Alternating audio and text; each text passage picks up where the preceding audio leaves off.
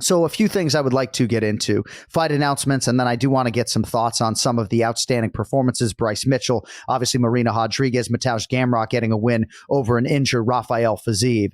But finally, we have a fight. Leon Edwards, Colby Covington for the UFC Welterweight Championship. It is going to be December 16th.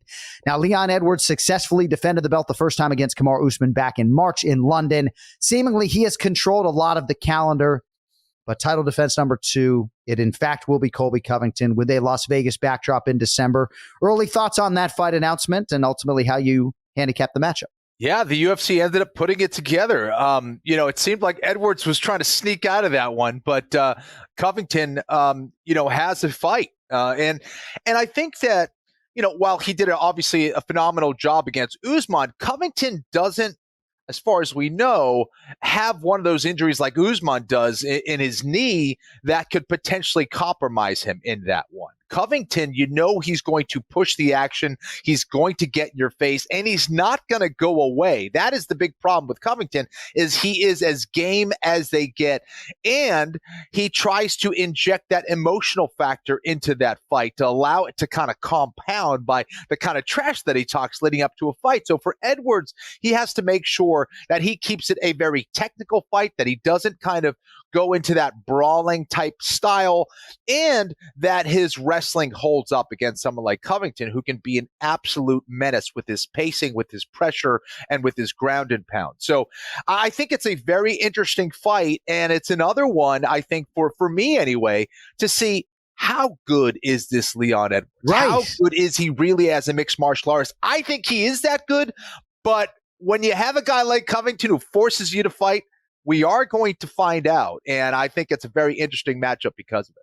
Beautifully done. You made the transition for me. A huge opportunity for a legacy advancing win for Leon Edwards, who right now isn't necessarily classified as one of the greatest welterweights of all time, despite the fact that he hasn't lost in like a decade, and he beat Kamaru Usman twice. George St. Pierre is revered as number 1. Matt Hughes will always be revered, the Hall of Famer, Kamaru Usman. But if Leon Edwards can stack a win over Colby Covington on the back end of 2 wins over Kamaru Usman, I really think it's a huge, huge opportunity legacy-wise for Leon Edwards. Live odds on DraftKings Sportsbook, Ken Flo. Any idea who's favored in that fight December 16th at UFC? What is it, 296? Leon Edwards, Colby Covington? Edwards, 2-1, maybe a little less than 2-1 favorite. A little less than that. Yeah, you're pretty much all over it. Leon Edwards minus 135. Colby Covington is plus 114. So maybe closer than you thought. Interesting. Yeah. Very interesting. I can see that. I can see why. Bilal Muhammad factors in this equation as well. Friend of the program, obviously, dear friend of my twin brother, has a shoulder program on the Anik Florian podcast YouTube channel. I think this is bittersweet for him. He's happy that the division is moving forward, but Dana White said after Dana White's Contender Series last week that he has a fight for Bilal Muhammad.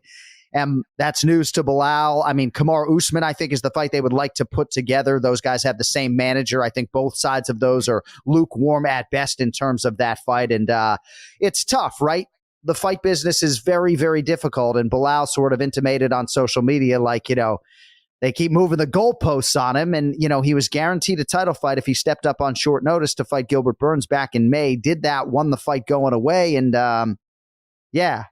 not guaranteed anything, I guess, at least at this point in time.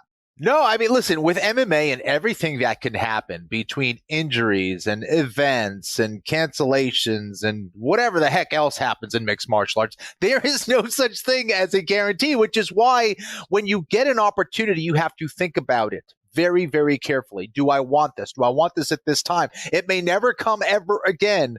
And also why when you get these things that are promised to you, you kind of have to take it with a grain of salt. Yeah. Now, I think for Bilal, the question becomes, do I want to be inactive or this long, be inactive for this long heading into a title fight, or do I want to have a fight? And what kind of a fight do I want to have? Do I want to have it against this guy in Usman who could be an extremely difficult matchup for him that, already lost to Leon twice?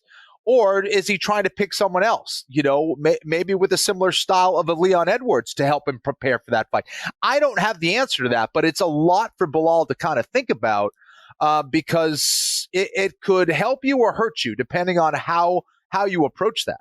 I told him after the Gilbert Burns fight in May that he had to be prepared to sit for 18 months. Now, I didn't think it would necessarily be that long, and I don't still think it would necessarily be that long, but there's no guarantee now that he would fight the winner of Leon Edwards versus Colby Covington. And if Colby Covington wins that fight, perhaps they turn around and give Leon Edwards a rematch. I know philosophically the fan base is getting tired of all of these rematches, but depending on the nature of that Covington-Edwards fight, you may not get closure on that particular series. And you're right, nothing is guaranteed in the fight game. We can tell you, and remember the show listeners know this, Belal Muhammad has pulled himself out of a scheduled grappling match in Abu Dhabi in October to make sure that he is ready in December, but it's not as though he has been made the backup, right? There are a lot of different welterweights now competing at UFC 296. Vicente Luque is fighting Ian Gary. Stephen Wonderboy Thompson is fighting Shavkat Rakhmonov. So I just think if you're Belal, you got to bide your time, not unlike Alexandre Pantoja did, and I do think eventually the title fight will come. I haven't spoken to Belal about this, but certainly if I was advising him, I would tell him to just wait. And even if he has to sit right now for another 7 months, that would be a year come May 2024. So I think if you're Belal, as frustrating as it is, he's a guy who's in the gym, staying ready 24/7, 365. I don't know. I would idle and wait, even though that might put him in a bad light promotionally. Yeah, I think that's probably good advice. I don't see Belal as that guy who, because he didn't compete for a long time, experience any of that, cage rust that we've talked about many times before. I don't see him as being that guy. And I think he's also a guy who can make a lot of improvements and add a lot of different things to his game over the course of that year or so, however long that's going to be before he fights next. So, yeah, what you don't want to do is take a fight and screw up everything that you've worked for, because Belal has certainly worked extremely hard and won the right fights to put him in this position. And to go in there and potentially lose, you kind of lose everything with it. All right, also playing at UFC 296, December 16th, the aforementioned Alexandre Pantoja, first title defense for him. He's a minus 245 favorite on DraftKings Sportsbook against Brandon Royval, plus 200.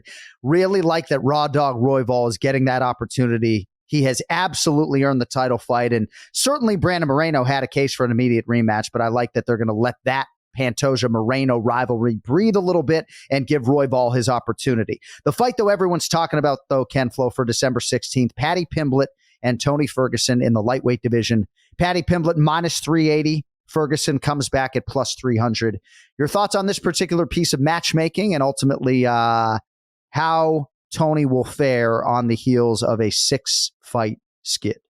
Yeah, listen, I think first and foremost, I think it's a good sign that Pimblett seemingly is healthy enough to take on a fight at this stage of the game. So that's good. I know that there were some worries about that injury and the surgery and all that stuff involved.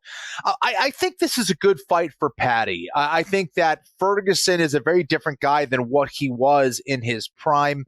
I unfortunately have seen a decline in Tony Ferguson and how he's moving and reacting to some of the exchanges out there during a fight. I would love to be proven wrong and for Ferguson to go in there very sharp and looking like his old self.